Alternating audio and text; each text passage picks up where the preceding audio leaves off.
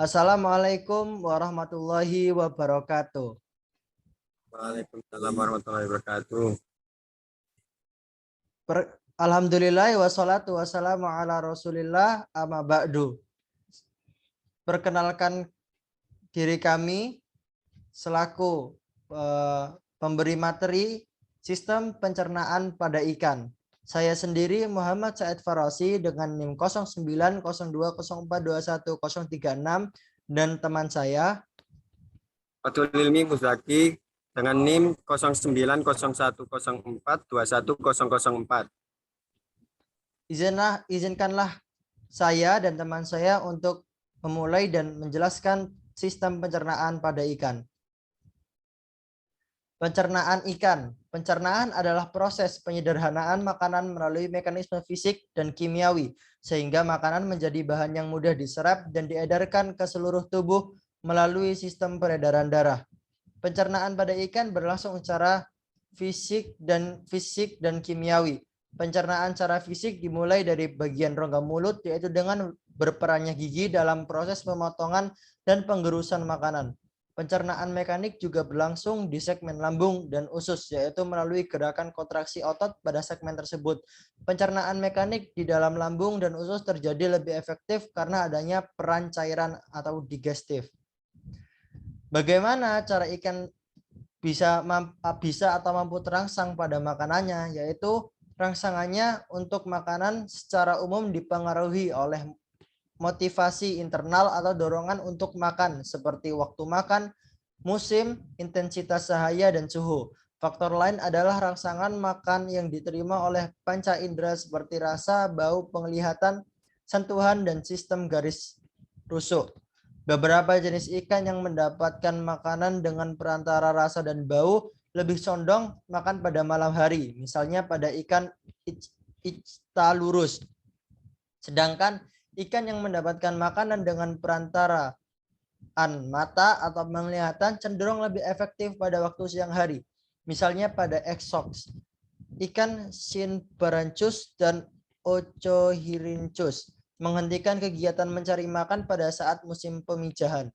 Mereka selama estivasi dalam lubang yang lembab dan berlumpur, hanya menggunakan akumulasi lemak dalam tubuhnya. Sebagian besar ikan yang hidup pada daerah temperate sangat aktif mencari makanan ketika perubahan kondisi lingkungan pada musim semi. Yang kedua yaitu jenis ikan berdasarkan makanannya.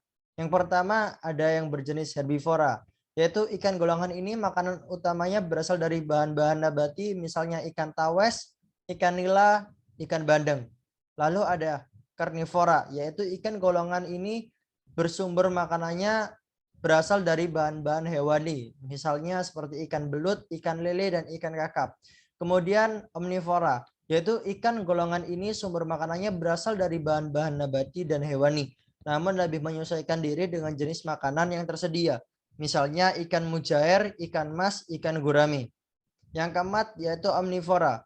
Ikan golongan ini sumber makanannya berasal dari bahan-bahan nabati dan hewani, namun lebih menyesuaikan diri dengan jenis makanan yang tersedia, misalnya ikan mujair, ikan mas, ikan gurami.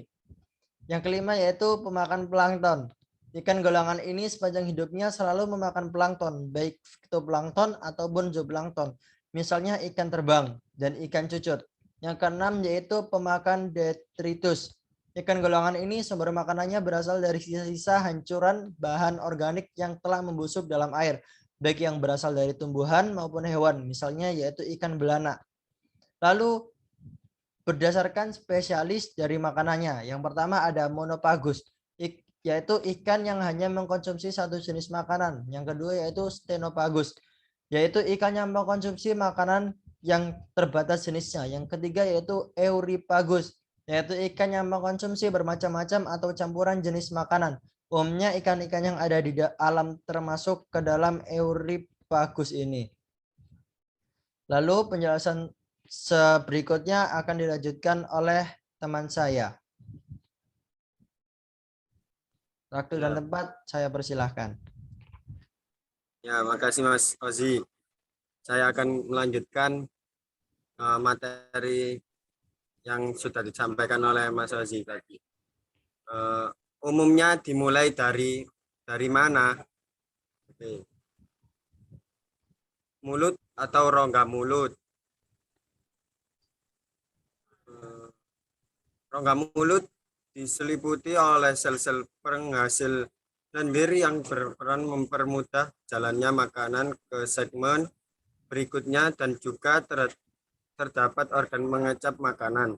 Pada sebagian ikan ada yang memiliki semacam lidah, yaitu suatu penebalan pada bagian depan tulang archoiden yang terdapat di dasar putih. Lidah diselaput oleh sel epitelium yang kaya akan sel mucus dan organ pengecap. Pada beberapa jenis ikan, kadang kala lidahnya ditutupi oleh gigi. Pada langit-langit bagian belakang terhadap pada organ-organ palatin yang merupakan penebalan dari lapisan mucus. Organ tersebut terdiri atas lapisan otot dan serat kolagen dan berfungsi sebagai proses penelan makanan dan membantu membuang kelebihan air pada makanan yang dimakan. Nah, seperti gambar. Yang kedua, faring.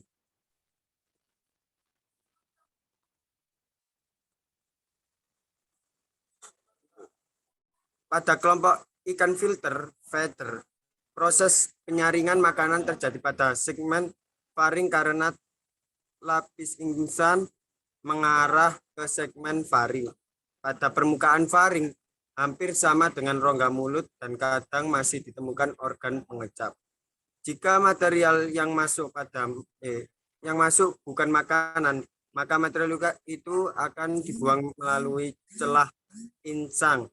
Pada kelompok ikan filter feeder, proses penyaringan makanan terjadi pada segmen faring karena lapis insang mengarah ke segmen faring. Lapisan permukaan faring hampir sama dengan rongga mulut dan kadang masih ditemukan organ pengecap. Jika material yang masuk bukan makanan, maka material itu akan dibuang melalui celang insang. Seperti gambar di samping. Yang ketiga, esofagus. Permulaan dari saluran pencernaan yang berbentuk seperti pipa mengandung lendir untuk membantu penelanan makanan. Pada ikan laut,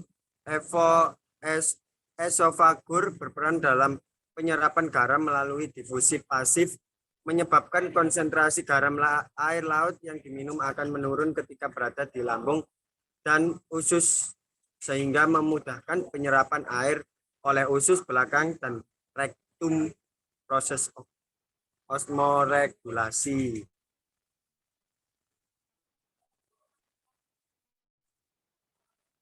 Yang keempat, lambung.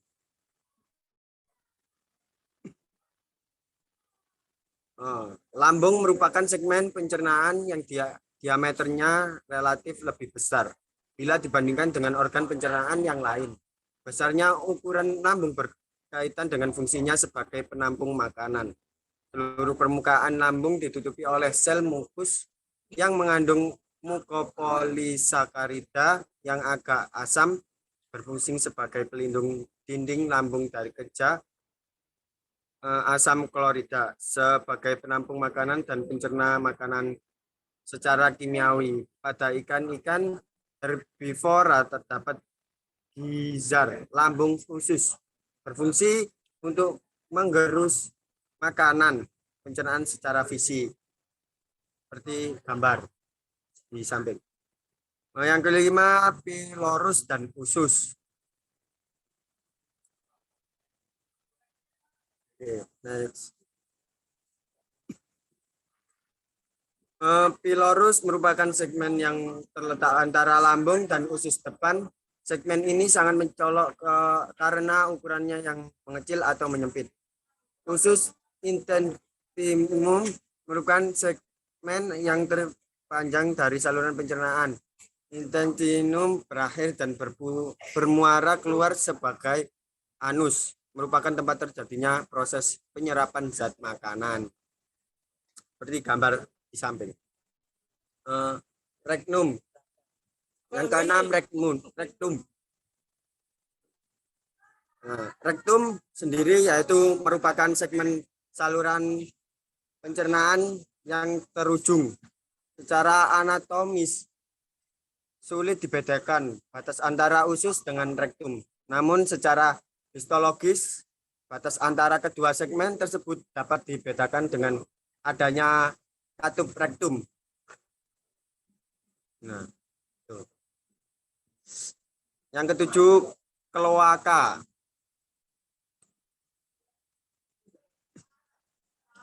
Nah, kloaka sendiri adalah ruang tempat bermuaranya saluran pencernaan dan saluran urogenital.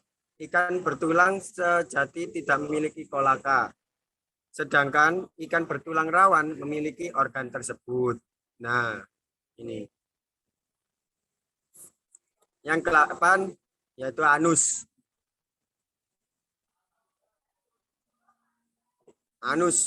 Anus merupakan ujung dari saluran pencernaan. Pada ikan bertulang sejati, anus terletak di belakang depan saluran genital. Pada ikan yang berbentuk tubuhnya memanjang, anus terletak jauh di belakang kepada berdekatan dengan pangkal ekor. Sedangkan ikan yang tubuhnya membundar, posisi anus terletak jauh di depan pangkal ekor mendekati sirip dada. Nah, seperti gambar di samping.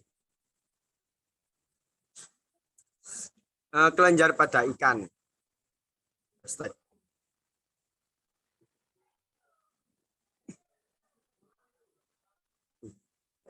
Nah, ini kelenjar pencernaan berguna untuk menghasilkan enzim pencernaan yang nantinya akan bertugas membantu proses penghancuran makanan.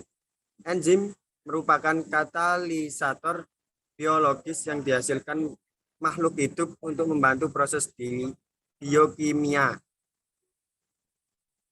Enzim yang banyak berperan dalam hidrolis karbohidrat yaitu amilase seperti yang ditunjukkan ikan mas.